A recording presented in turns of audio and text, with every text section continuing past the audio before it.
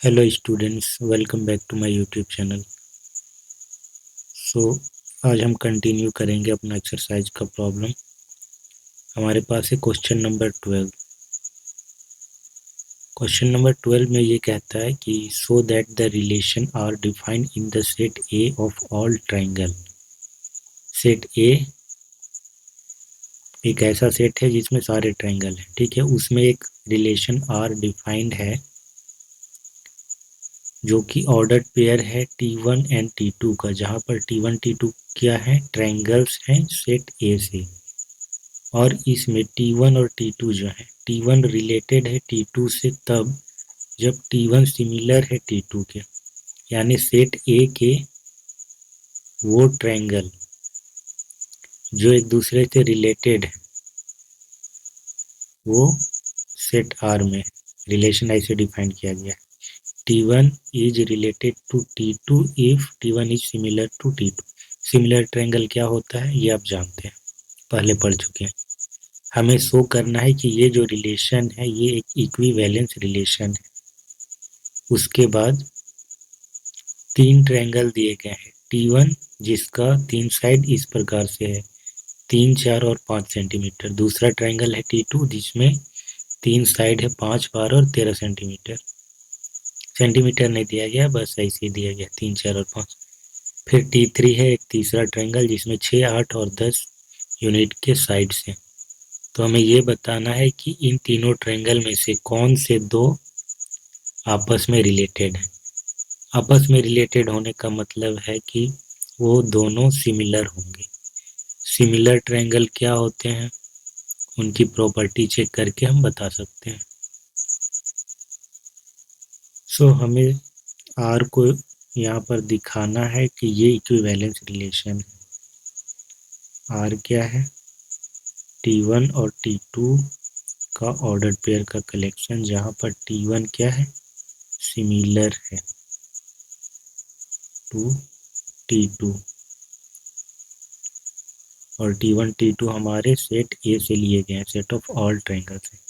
सो इसे हमें equivalence relation दिखाना है। इसके लिए सबसे पहले चेक करते हैं रिफ्लेक्सिव, क्या ये रिलेशन रिफ्लेक्सिव है। देखिए हर एक ट्रायंगल अपने आप का सिमिलर होता है ना। सिमिलर ट्रायंगल कब होता है, सिमिलर का मतलब समरूप, एक जैसे दिखने वाले। ये ट्रायंगल एक बड़ा है एक छोटा है, बट दिखने में इनका रूप एक जैसा है, इसीलिए समरूप बोलते हैं, समान रूप वाले। ये तब होता है जब इनके कॉरेस्पॉन्डिंग एंगल इक्वल होते हैं, भले इनके साइड इक्वल ना हो। ठीक है, कॉरेस्पॉन्डिंग एंगल इक्वल होने चाहिए, यानी कि ये एंगल इसके बराबर, ये एंगल इसके बराबर, ये वाला एंगल इसके बराबर, तब जाके ये दोनों सिमिलर होता है। और जब ये दोनों ट्रायंगल सिमिलर होता है तो इसके कॉरेस्पॉन्डिंग साइड का जो रेशियो होता है वो बराबर होता है, यानी कि इस साइड का इसके साथ रेशियो बराबर होगा इस साइड का इस साइड के साथ रेशियो के, वो बराबर होगा इस साइड का इस साइड के साथ रेशियो के। तो इस तरह से सिमिलर ट्रायंगल होते हैं।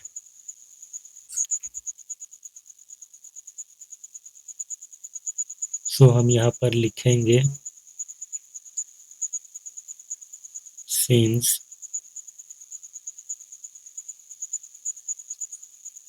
every triangle is similar to itself, therefore for all t, यहाँ पर t क्या है, एक ट्रायंगल है, बिलोंग्स टू ए। ठीक है, ए हमारा क्या है, set of all triangle. So for all t belongs to A we have क्या, t comma t belongs to R, क्योंकि t is related to t, है ना। t यहाँ पर t से ही रिलेटेड है, इसीलिए हमारा रिलेशन सेट में एग्जिस्ट करेगा। दूसरा क्या है, सो इस प्रकार से R क्या हो गया, रिफ्लेक्सिव हो गया, R इज रिफ्लेक्सिव। इसके बाद सिमेट्रिक, आर के सिमेट्रिसिटी होने की कंडीशन क्या है? यदि आर में T1, T2 है, यानी कि T1 अगर T2 से रिलेटेड है तो फिर T2, T1 भी R में होना चाहिए, यानी कि T2 को भी T1 से रिलेटेड होना चाहिए, तब जाके R क्या कहलाएगा? सिमेट्रिक कहलाएगा। सिमेट्री यानी कि दोनों तरफ से एक जैसा। सो हम पहले मान लेते हैं late T1, T2 belongs to R। इसका मतलब होता है कि T1 T2 से रिलेटेड है और हमें शो करना होगा कि T2 T1 से भी रिलेटेड होगा। सो अगर T1 T2 से रिलेटेड है, इसका मतलब T1 is similar to T2। अगर T1 T2 से सिमिलर है तो इनके कॉरेस्पॉन्डिंग एंगल सेम होंगे, और दोनों तरफ से कह सकते हैं इसी स्टेटमेंट को। अगर T1 सिमिलर है T2 से, दैट मीन्स T2 सिमिलर है T1 के। सो कॉरेस्पॉन्डिंग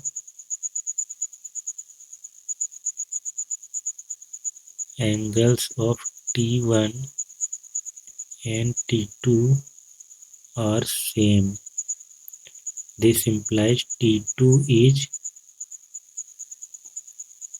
similar to T1 और इसीलिए T2, T1 R में होगा, यानी कि T2 रिलेटेड होगा T1 से। इसीलिए हमारा जो रिलेशन सेट R है वो क्या होगा? सिमेट्रिक होगा। इसके बाद चेक करेंगे transitive.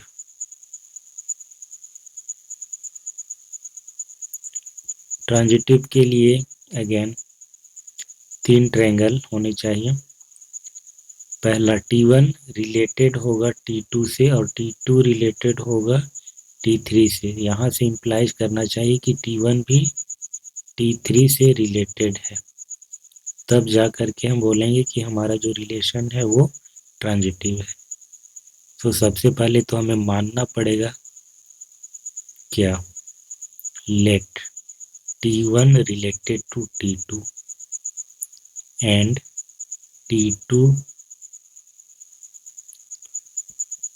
T2 related to T3। अब अगर T1 रिलेटेड है T2 से, that means T1 is similar to T2 and T2 is similar to T3। तो इसको समझते हैं कि अगर ये ट्रायंगल है T1, ये दूसरा ट्रायंगल है इसी के जैसे दिखने वाला T2, और इसी के जैसे दिखने वाला एक और ट्रायंगल है T3। सो T1 और T2 सिमिलर है तो इसका ये एंगल इस एंगल से बराबर होगा, ये एंगल इस एंगल से बराबर होगा, और ये वाला एंगल इस एंगल से बराबर होगा। T2 सिमिलर है T3 के तो इसका ये वाला एंगल इससे बराबर होगा, ये वाला एंगल इससे बराबर होगा, और ये वाला एंगल इससे बराबर होगा। कॉरेस्पॉन्डिंग एंगल की बात हो रही है, ठीक है। जैसा इसका रूप है उसके अकॉर्डिंग ये वाला इसके बराबर होना चाहिए। तो अब ये वाला T1 जो ट्रायंगल है इसमें ये एंगल इसके बराबर है, और T2 ट्रायंगल से ये वाला एंगल इसके बराबर है, ठीक है। ये एंगल इसके बराबर और ये एंगल इसके बराबर, इसका मतलब ये वाला एंगल इसके बराबर। उसी तरीके से ये एंगल इसके बराबर और ये वाला एंगल इसके बराबर है, ठीक है। फिर इसमें आ जाइए, ये वाला एंगल इसके बराबर है और ये वाला एंगल इसके बराबर है, तो फिर ये वाला एंगल इसके बराबर हो जाएगा। समझ गए? तो कंपैरिजन इसमें और इसमें हो जाएगा कि ये एंगल इसके बराबर, ये वाला एंगल इसके बराबर और ये वाला एंगल इसके बराबर। तो फिर T1 सिमिलर हो जाएगा T3 के। This implies T1, T2 and T3 are similar। तीनों सिमिलर है, यानी कि T1 and T3 are similar, इसीलिए T1 रिलेटेड होगा T3 से। This implies R is transitive. अब हमारा R जो है रिफ्लेक्सिव है, सिमेट्रिक है, ट्रांजिटिव है, इसीलिए R हो जाएगा एक equivalence relation. R is an equivalence relation.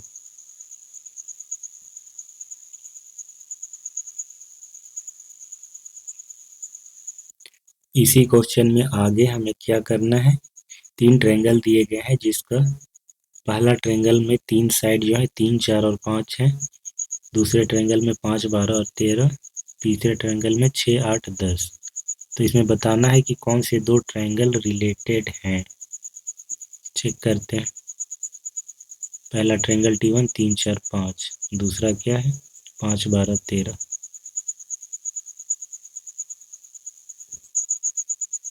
3, 4, 5।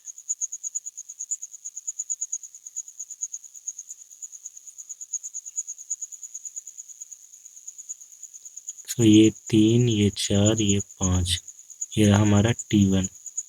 दूसरा क्या है 5, 12, 13 था ना, 5, 12, 13, 6, 8, 10।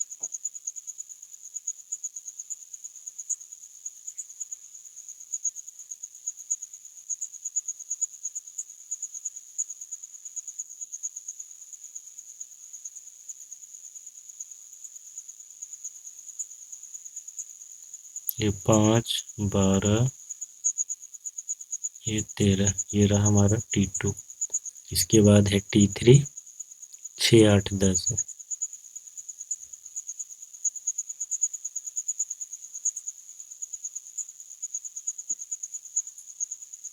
6, 8, 10, ये हमारा T3 है। सो हमें बताना है कि दोनों में से कौन तीनों में से कौन से 2 सिमिलर होंगे। चेक करते हैं T1 और T2 के लिए। फॉर T1 एंड T2, तो इसके कॉरेस्पॉन्डिंग साइड का रेशियो हम चेक करेंगे। ठीक है, एंगल तो हमें पता नहीं है, एंगल निकालेंगे भी नहीं। एंगल वाला प्रॉपर्टी भी होता है कि कॉरेस्पॉन्डिंग एंगल सेम होते हैं। दूसरा प्रॉपर्टी एक ये होता है कि इसका जो ये साइड है और इसका ये साइड, इसका रेशियो बराबर होता है इसका और इसका रेशियो के। वो बराबर होता है इसका और इसका रेशियो के। अगर ये दोनों सिमिलर है तो बराबर होगा, अगर बराबर नहीं आया दैट मीन्स वो सिमिलर नहीं है। तो हम यही चेक करेंगे कि बराबर आ रहा है कि नहीं। तो चेक करेंगे 3/5,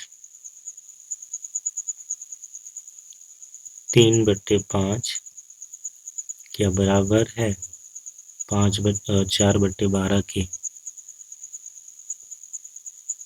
नहीं, बराबर नहीं। इसीलिए T1 and T2 are not similar. इसके बाद देखेंगे T2 और T3 के लिए।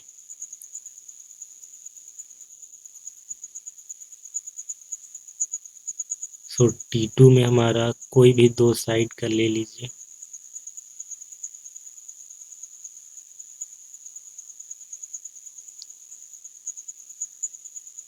ये ले लेते हैं, ये वाला साइड इसके साथ 5/6, और फिर चेक करेंगे 12/8 क्या बराबर है 5/6, 12/8 बराबर नहीं। इसमें तो 5 छोटा है, 6 बड़ा है, इसमें 12 बड़ा हो रहा है, 8 छोटा हो रहा है, तो ये बराबर नहीं है। इसीलिए T2 and T3 are not similar. और सिमिलर नहीं है तो ऑब्वियसली रिलेटेड नहीं होगा। ठीक है, not related, hence not related. इसके बाद अब आते हैं फाइनली T1 एंड T3 के लिए। T1 में 3 4 5 है, T3 में 6 8 10 है। चेक करते हैं कॉरेस्पॉन्डिंग साइड का रेशियो। 3/6 बराबर 4/8 बराबर 5/10, जो कि बराबर आ भी रहा है। 3/6 बराबर 4/8 बराबर 5/10। इन तीनों को जब काट करेंगे तो क्या आएगा? 1/2 बराबर 1/2 बराबर 1/2। ठीक है, ये ट्रू आ रहा है।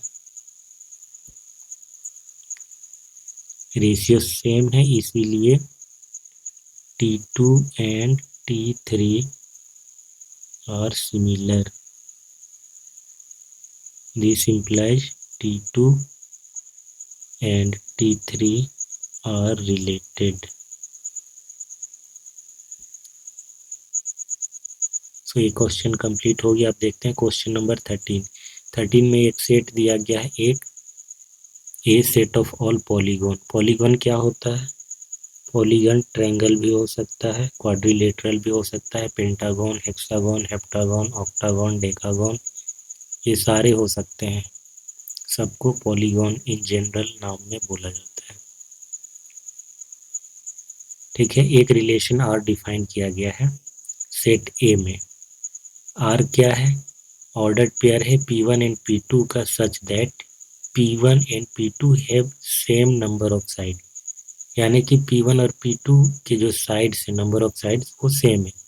यानी अगर P1 ट्रायंगल है तो P2 भी ट्रायंगल होगा, P1 क्वाड्रिलेटरल है तो P2 भी क्वाड्रिलेटरल होगा। ये अलग बात है कि दोनों दिखने में कैसे हैं।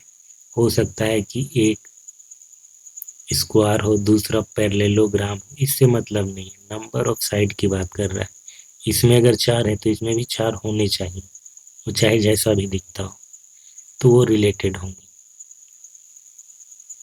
ठीक है, तो इस रिलेशन के अंडर में हमें ये दिखाना है कि जो रिलेशन आर है वो एक इक्विवेलेंस रिलेशन है।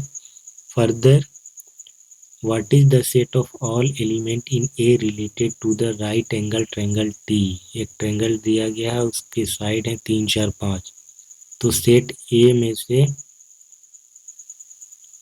कौन से एलिमेंट हैं जो इस ट्रायंगल राइट ट्रायंगल से रिलेटेड होंगे, ये बताना है।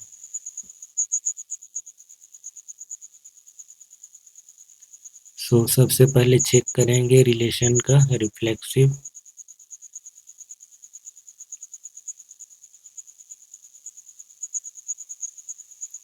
सो ये हमारा है सेट ऑफ ऑल पॉलीगन। उसमें से कोई भी पॉलीगन आप देख लीजिए।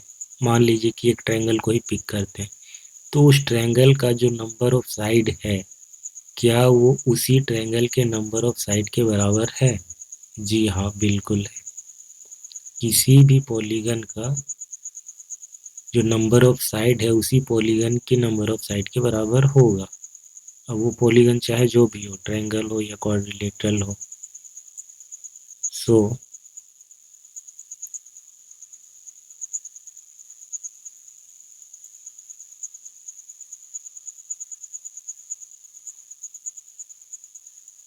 सिंस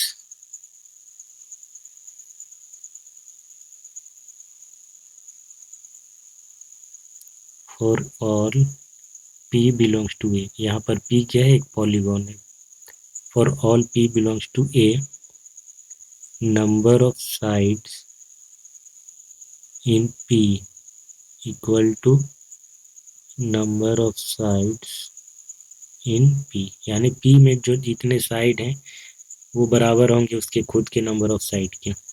एक ही स्टेटमेंट को दो बार एक्चुअली लिखा गया है। सो P is related to P, that means P, P belongs to R। इसीलिए R हमारा क्या होगा? रिफ्लेक्सिव होगा।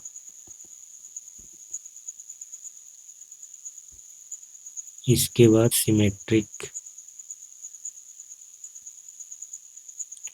क्या R सिमेट्रिक होगा? सिमेट्रिसिटी के लिए वही चीज चेक करते हैं। पहले हम मान लेते हैं कि A के दो एलिमेंट रिलेटेड हैं फिर उसका रिवर्स भी रिलेटेड होगा, तब जा करके वो सिमेट्रिक कहलाएगा। So let P1 related to P2, यानी कि P1 comma P2 belongs to R। So हमें बस ये दिखाना है कि P2 कॉमा P1 भी R में है, यानी कि P2 रिलेटेड है P1 से। अब हमने मान लिया कि P1 रिलेटेड है P2 से, तो P1 P2 से रिलेटेड कब होगा, जब number of sides in P1 equal to number of sides in P2। इसी को हम उल्टा करके लिख सकते हैं, number of sides in P2 equal to number of sides in P1। तो इसका मतलब है कि P2 हमारा रिलेटेड होगा P1 से, यानी कि P2 कॉमा P1 बिलोंग करेगा R में, इसीलिए R क्या होगा, सिमेट्रिक होगा। इसके बाद बच जाता है ट्रांजिटिव।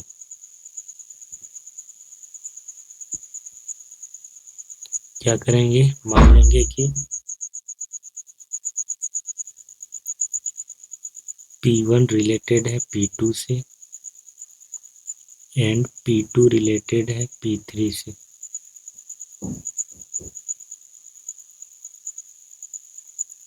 सो अगर P1 रिलेटेड है P2 से, तो number of sides in P1 बराबर होगा number of sides in P2 के, एंड P2 रिलेटेड है P3 से, that means number of sides in P2 equal to होगा number of sides in P3 के। सो P1 में जितने साइड हैं उतने ही P2 में भी हैं, और P2 में जितने हैं उतने ही P3 में। इसका मतलब P1 में जितने साइड्स हैं वो बराबर हो गए number of sides in P3। So number of sides in P1, P2 and P3 are same. So number of sides in P1 equal to number of sides in P3। इसीलिए हमारा P1 related होगा किससे, P3 से, यानी कि P1 को हमारा P3 belong करेगा R में, इसीलिए R हमारा क्या हो जाएगा, ट्रांजिटिव। अब R रिफ्लेक्सिव हो गया, सिमेट्रिक हो गया, ट्रांजिटिव भी हो गया, इसीलिए R क्या बन जाएगा, इक्विवेलेंस रिलेशन।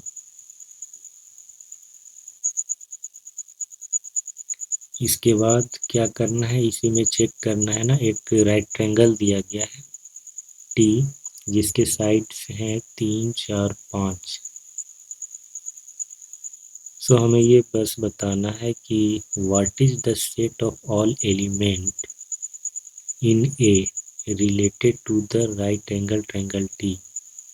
तो सेट ए के वो कौन से एलिमेंट्स होंगे, यानी उन एलिमेंट्स का एक सेट दिखाना है जो टी से रिलेटेड होंगे। यहाँ पर टी एक ट्रायंगल है, राइट ट्रायंगल ट्रायंगल है, 3, 4, 5 यूनिट वाले साइड्स का।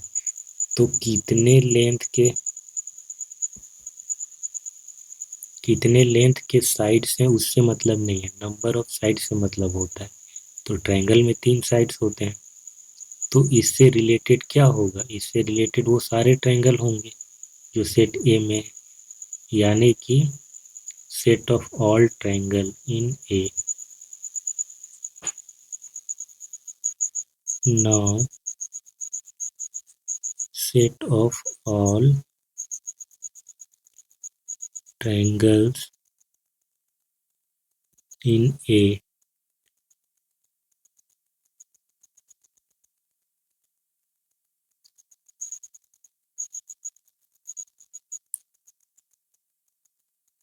which are related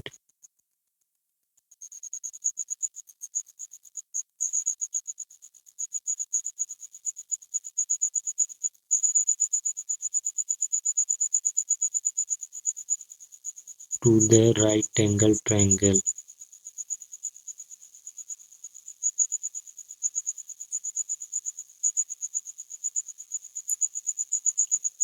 whose sides are 3, 4 and 5। इसके बाद है question number 14। Let L set of all lines in x y plane. L एक सेट है जिसमें सारे स्ट्रेट लाइन है एक्स वाई प्लेन से। ठीक है, एक्स वाई प्लेन आप जानते हैं, ये इसमें जितने भी पॉसिबल लाइन है वो सारे का सेट बनाया गया है एल। और एक सेट में एक रिलेशन डिफाइन किया गया है R. R is a collection of L1 comma L2। यहाँ पर L1 L2 क्या है, स्ट्रेट लाइन है एक्स वाई प्लेन से।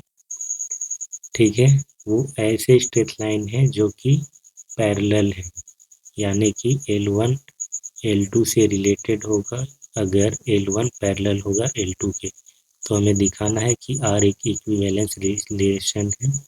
साथ ही साथ find the set of all lines related to the line y equal to 2x plus 4। एक स्ट्रेट लाइन दिया गया है जिसका इक्वेशन है y equal to 2x plus 4। तो हमें एक सेट बताना है, सेट ऑफ ऑल लाइन्स जो कि रिलेटेड होंगे इससे, यानी कि इसके पैरेलल जितने भी लाइन्स होंगे वो बताने।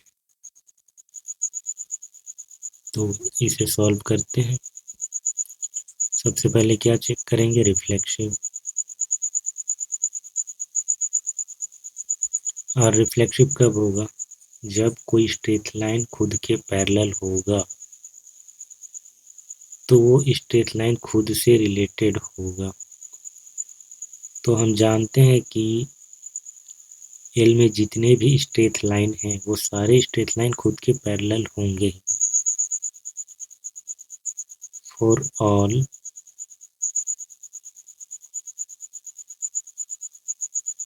स्ट्रेट लाइन इन एल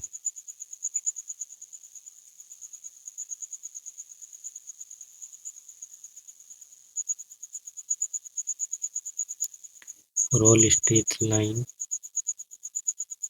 इसे कुछ नाम देना पड़ेगा ना, क्या नाम देंगे,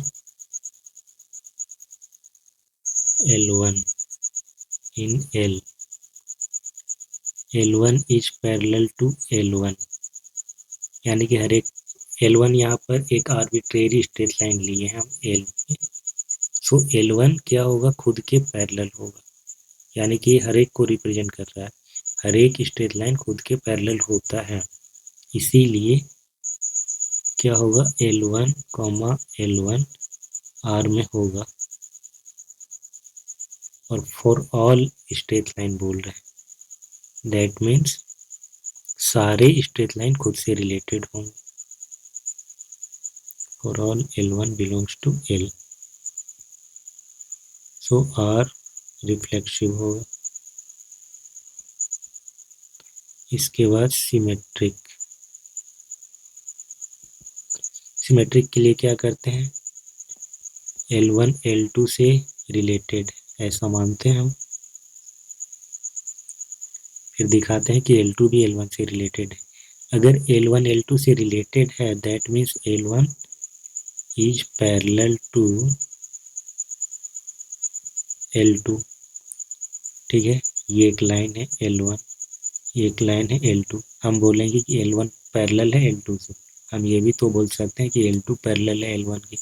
पैरेलल कब होता है, जब दोनों के बीच का जो डिस्टेंस होता है वो थ्रू आउट कॉन्स्टेंट होता है। ठीक है, वो कभी भी एक दूसरे को कट ना करते हो। बेसिकली कोइंसाइड जरूर कर सकते हैं। अगर एक लाइन के ही ऊपर दूसरा लाइन है तो हम बोलेंगे क्या L1 भी इसी में है या L2 भी इसी में, तब भी हम बोलेंगे ये पैरेलल है।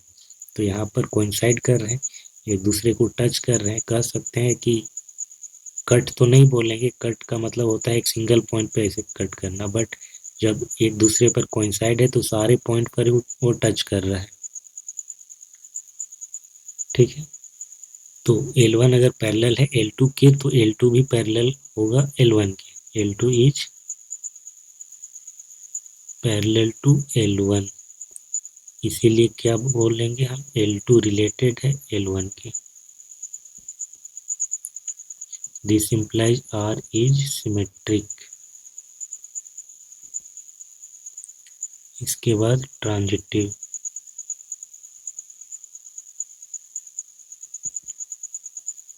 so let L1 related to L2 and L2 related to L3,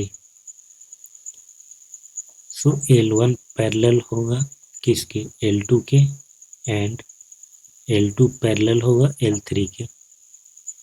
इसका मतलब L1 parallel to L2 parallel to L3, और इसीलिए L1 पैरेलल हो जाएगा L3 के,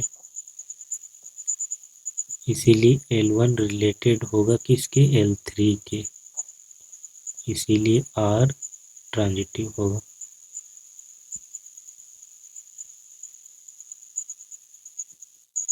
अब R हमारा रिफ्लेक्सिव हो गया, सिमेट्रिक हो गया, ट्रांजिटिव हो गया। जब तीनों चीज हो जाता है तब क्या होता है, R एक इक्विवेलेंस रिलेशन बन जाता है। R is an equivalence relation. इसके बाद क्या करना है हमें, इसके बाद एक स्ट्रेट लाइन दिया गया है 2x plus 4, y equal to 2x plus 4। हमें क्या करना है, find the set of all lines, वो सारे स्ट्रेट लाइन का सेट फाइंड आउट करना है जो इस स्ट्रेट लाइन से रिलेटेड होंगे। तो इस स्ट्रेट लाइन से रिलेटेड होने का मतलब है कि इसके पैरेलल होना, बेसिकली यही मतलब, ठीक है। पैरेलल होगा तभी रिलेटेड होगा, जैसा कि हमारा रिलेशन डिफाइंड है। इस स्ट्रेट लाइन से वो सारे स्ट्रेट लाइन रिलेटेड होंगे जो इसके पैरेलल होंगे। अब पैरेलल होंगे तो पैरेलल स्ट्रेट लाइन का इक्वेशन हम इन जनरल इक्वेशन बता देंगे और उसी को एज ए सेट हम लिख देंगे, हो जाएगा। y equal to 2x plus 4 है ना, तो now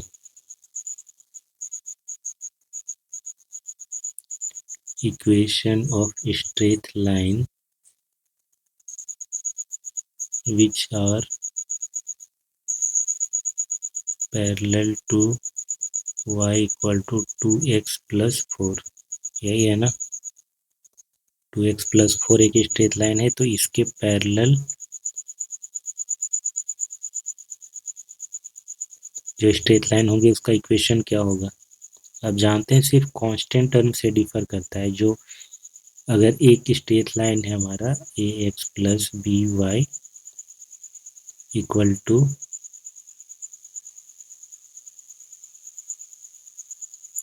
plus c equal to 0, ऐसा एक स्ट्रेट लाइन है, तो इसी के पैरेलल कोई स्ट्रेट लाइन का इक्वेशन फाइंड आउट करना होगा तो क्या होगा, वो सेम हो जाएगा ए एक्स प्लस बी वाई, बस कांस्टेंट टर्म है ये चेंज हो जाता है, ये कुछ और हो जाएगा, ठीक है। बस इतना ही डिफरेंस होता है, बाकी चीज़ें सेम होती हैं। ऐसा स्लोप की वजह से होता है, ऐसा आप पढ़ चुके होंगे क्लास 11th में। तो क्या हो जाएगा, y equal to 2x plus, ये कोई कांस्टेंट ले लेते हैं c, where c is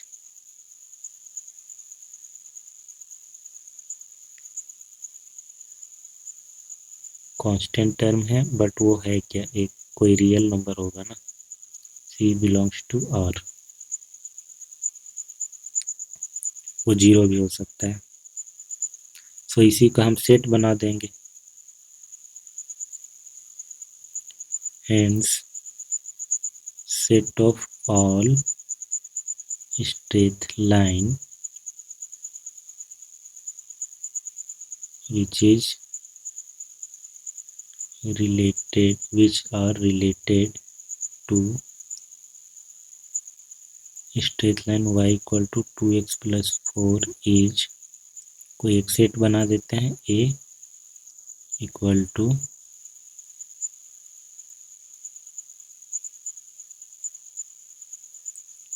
2x plus c belongs to R,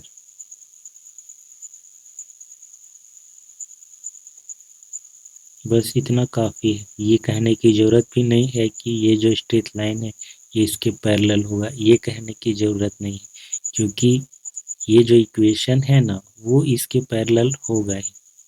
इस इक्वेशन का फॉर्मेट ही ऐसा है कि ये इसके पैरेलल होगा, चाहे सी का वैल्यू कुछ भी हो। सी का वैल्यू अगर 4 होगा तभी ये दोनों पैरेलल होगा, क्योंकि सेम हो जाएगा, और सेम इक्वेशन यानी कि अपने आप का पैरेलल होना। ये 0 हो जाएगा तब भी ये पैरेलल होगा। ठीक है, सी का कोई भी वैल्यू होगा रियल नंबर से ये पैरेलल होगा ही। ठीक है, फिर आज के लिए बस इतना ही। वीडियो अच्छा लगा हो तो इसे लाइक और शेयर करें। कोई भी डाउट हो तो कमेंट सेक्शन में पूछ सकते हैं, इसका आंसर दिया जाएगा। तो मिलते हैं नेक्स्ट क्लास में। लास्ट के 2 क्वेश्चन बन गए हैं, इसे सॉल्व करके फिर हम आगे बढ़ेंगे। So thanks for watching, bye bye.